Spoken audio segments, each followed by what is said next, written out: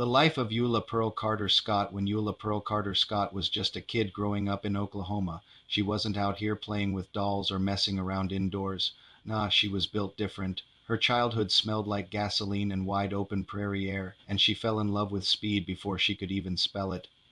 Her dad ran a trading post, and the local pilots were always dropping in, flexing their biplanes like they were the hottest thing on wheels, and little Pearl, she watched them with that "I'm gonna do that" spark in her eye. By the time she was 12, yep, 12, she convinced famed aviator Wiley Post to teach her how to fly.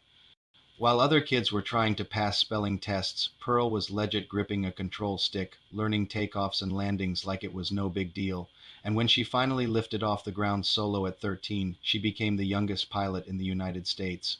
Girl was literally soaring before she even hit high school. Life wasn't just smooth skies, though. Pearl had responsibilities, traditions, and community ties. She was a proud member of the Chickasaw Nation, and when she grew older, she grounded herself not out of fear, but out of duty. She became a trusted community leader, a health worker, a mother, and eventually a judge, and through all of it, that same fearless energy stuck with her. She didn't need applause. She lived with purpose, honoring her people while still holding on to that daring spirit that took her into the clouds.